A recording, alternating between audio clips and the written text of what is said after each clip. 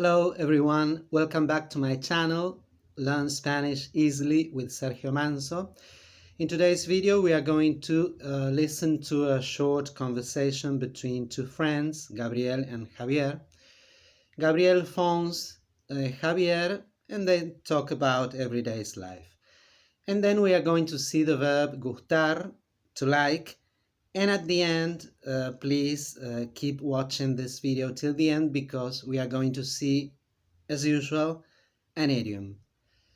So I'm going to read for you this short text and pay attention to the general idea. There may be some new words, but in general, it deals with words that we've already learned. Let's see.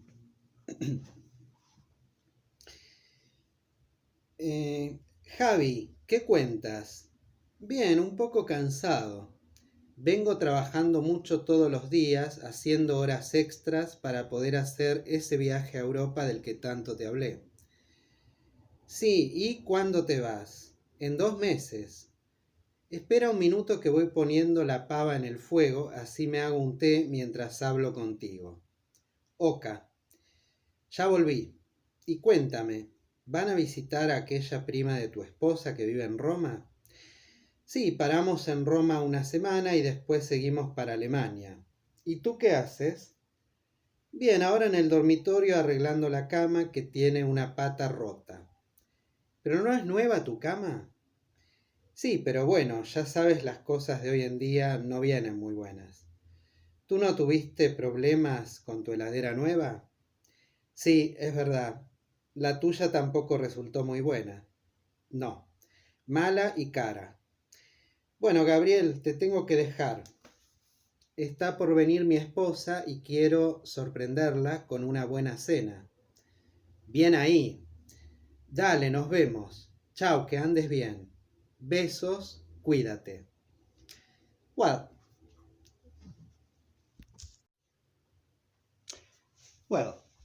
Javi, ¿qué cuentas? Bien, un poco cansado. Vengo trabajando mucho todos los días, haciendo horas extras para poder hacer ese viaje a Europa del que tanto te hablé. Sí, ¿y cuándo te vas? En 2 meses. Espera un minuto que voy poniendo la pava en el fuego. So the translation into English is as follows. Javi is the short form of the name Javier,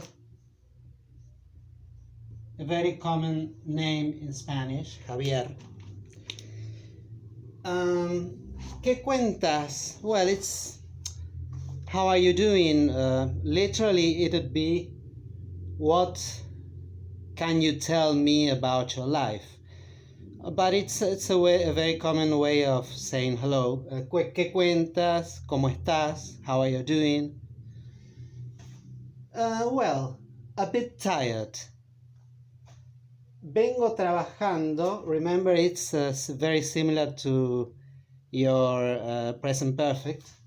I've been working so much every day, doing overtime, extra hours doing overtime, so as to be able to take that trip to Europe about which I told you so much. Well, we say see, but you'd say great. And when are you leaving? In 2 months. Hold on for a minute. I'm going to put the kettle on the kettle on. I'm going to put the kettle on. So pava means kettle. And let's see if there's another new word here. Cansado, tired. This comes from the verb contar.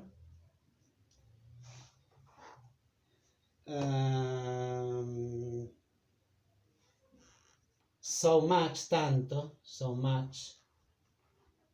In the singular, tanto, as here, so much.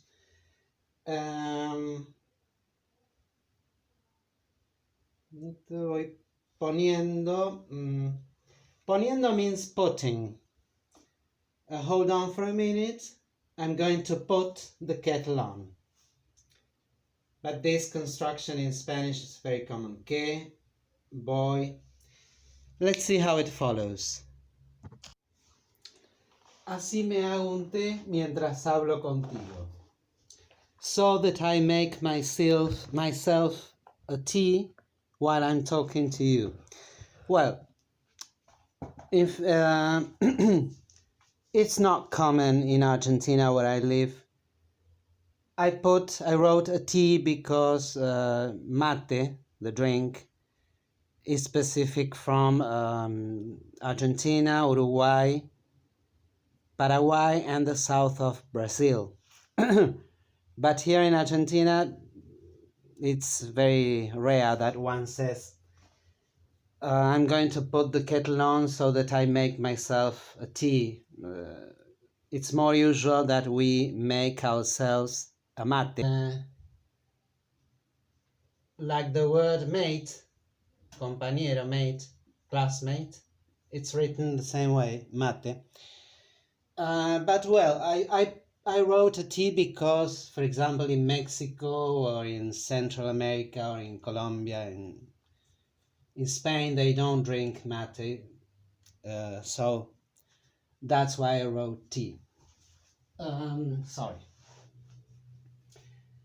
Oca. When I read the text, I said oca on purpose because it's very usual that in Argentina, at least, that we say oca in the same way we pronounce the letters o and ka.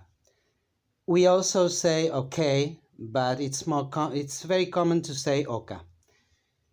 Ya volví. I'm back. Y cuéntame, ¿van a visitar a aquella prima de tu esposa que vive en Roma? And tell me, are you gonna visit your cousin's wife? That one, the one who lives in Rome, or are you going to visit the cousin of your wife? But I don't know if you say it like that. She who lives in Rome. This is the idea. Yes, we are. We are going to stay, or we'll be staying in Rome for a week. Paramos en Roma una semana. Después seguimos para Alemania.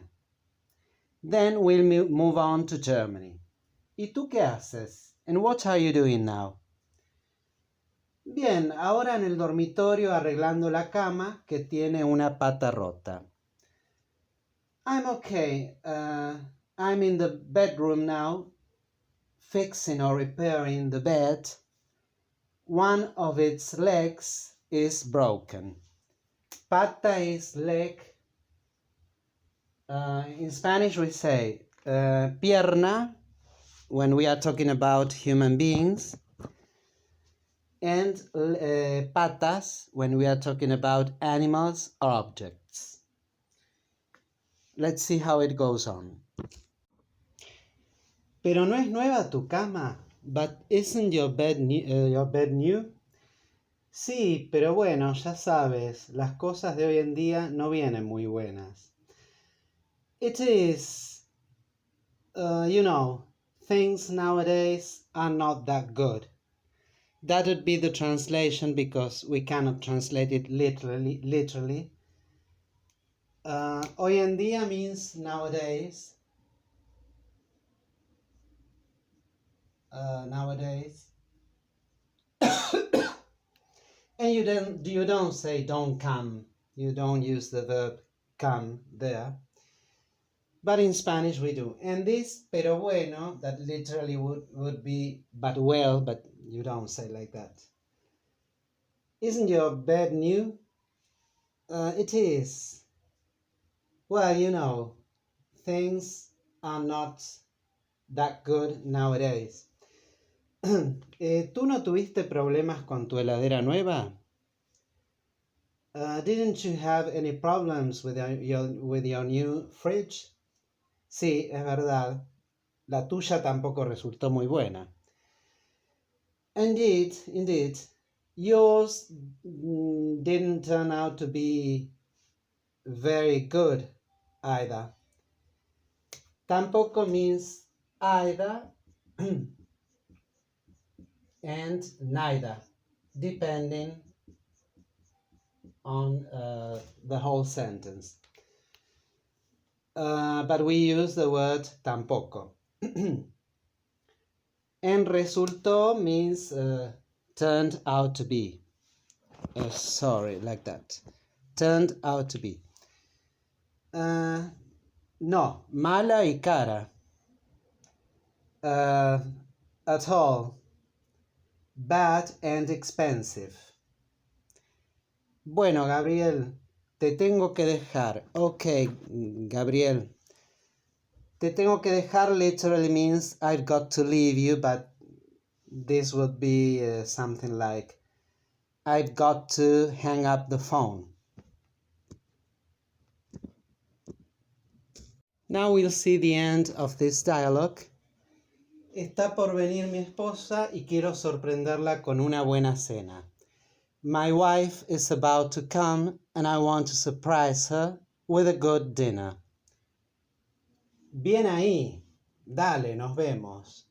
This bien ahí is typical from Argentina. I guess it's not used in other Spanish-speaking countries. Bien ahí is something like got a point there. It's the meaning. Bien ahí. Great. Dale doesn't have a literal translation because if one sees the word, it's the verb to give, dar, le to someone, but this expression has lost that meaning, and it means something like, okay, nos vemos, see you. In Spanish, we don't say te veo, it'd be see you, literally. We see nos vemos. We are seeing each other. But the way you say it in English is see you. Chao, que andes bien. Bye, I hope you're okay in the following days. Besos, cuídate. Kisses, take care. Now let's see the conjugation of the verb gustar, to like. So, gustar in Spanish means to like. And then we are going to see the whole conjugation, but for now, I only wrote that of the third person in the both in the singular and in the plural, because it's the more common way in which we use them. We rarely use the whole conjugation. You'll see and understand it better later. But this is the way we make sentences that mean the same that you do when you say I like, blah blah blah, he likes, etc. So in Spanish it's different. We don't say, and now we are going to see the conjugation, but we don't say no gusto, no gustas. It's very rare. We can, but it's too strange. Instead, we say me gusta nadar. Let's see. Let's see examples. So remember that for making those sentences to mean the same as you when you say I like something, she likes something, we use either gusta or gustan, either the singular or the plural in the third person. Me gusta nadar. I like swimming. No te gustan los gatos. You don't like cats. Le gustan a usted, a él, a ella, le gustan las plantas. You in the formal way. He, she likes plants. As you can see, it's different from English because the plural is related to the object that one likes. The object or the animals or plants in this case. Los gatos gustan. In fact, if one separates the sentence between subject and predicate, the cats is a subject because of the plural form in the verb. It's related to cats and not to you. So te is not the subject here. Be careful, please, with these sentences. In these sentences, the subject is always the thing or the person or the animal or whatever we like. Los gatos no gustan a ti. Los gatos no gustan a ti. But no one says like that. No te gustan los gatos. In this case, the subject is nadar and the predicate me gusta. Nos gusta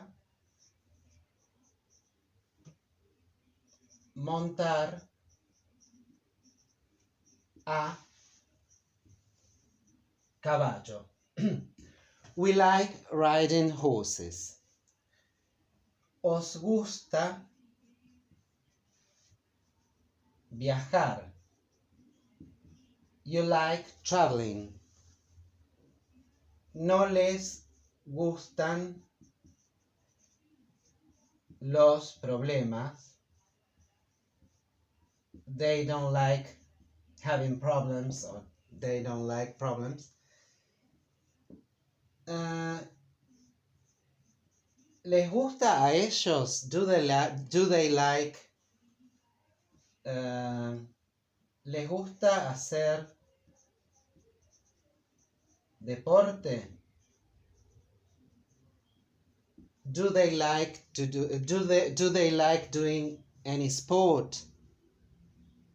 Now we'll see the whole conjugation, but I repeat, it's I'll write it because it does exist in Spanish, but we use it very rarely. We hardly ever use them.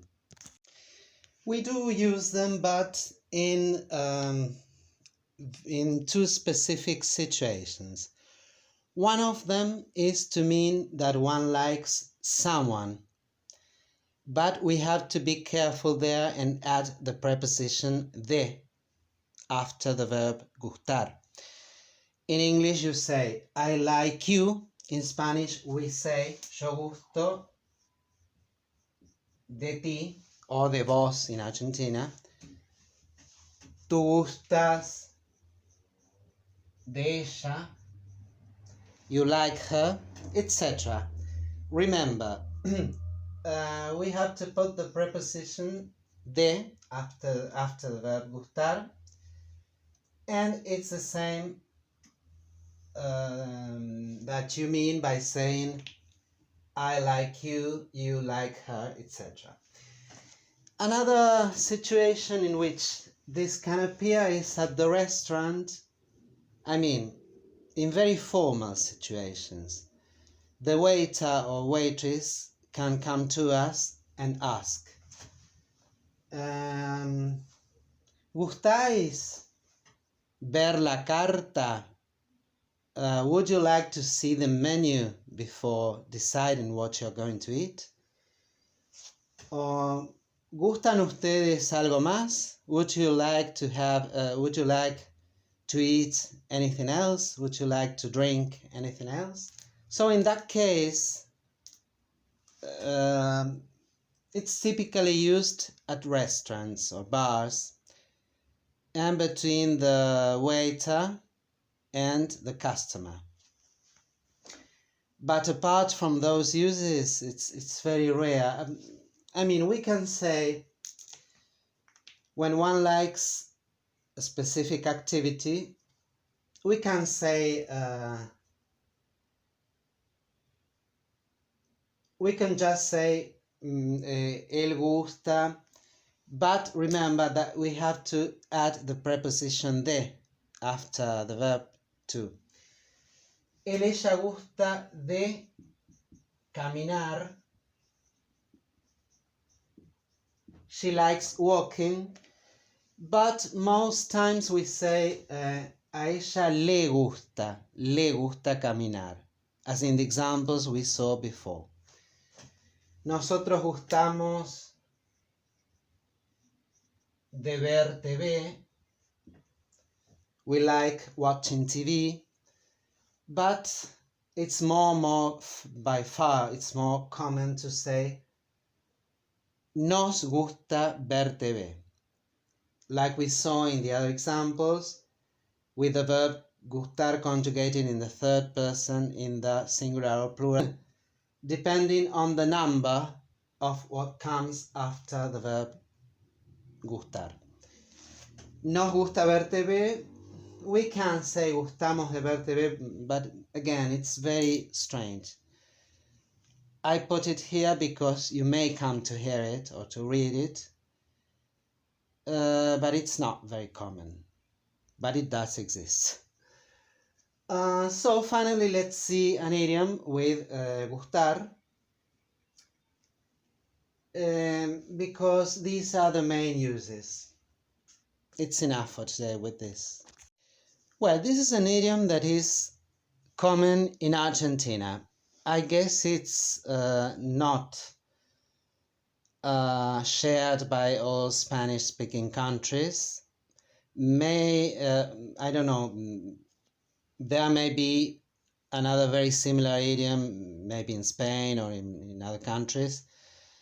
But because of the verb bancar is very Argentinian, to stand, I can't stand this situation anymore. No me puedo bancar esta situación más. I guess it's from Argentina. So the idiom says, si te gusta el durazno, bancate la pelusa. Literally, it would be, if you like peaches, have in mind, no, we can, it's impossible to translate it literally, but the idea would be, if you like peaches, the fruit, have in mind that they have a fluff or lint on them. The metaphorical meaning is about any situation that one likes but has an aspect that one doesn't like. Well, the peach comes with its delicious taste and with the fluff or lint on it, although we don't like it. I mean, for example, I started a new career at university, and there are 2 or 3 subjects that I can't stand, that I don't like. And a friend of mine can say, well, you like the career in general, you want to become, let's say, a doctor, I don't know. Well, you will have to study those subjects that you don't like because you like the career as a whole. This is the meaning. So if you like the whole peach, have in mind that it has that fluff or lint on it. That's the metaphor. Well, people, I hope you liked this video. If you did, please thumbs up, give it a like, share, comment, ask, and see you in the next one. Have a nice weekend. Bye-bye.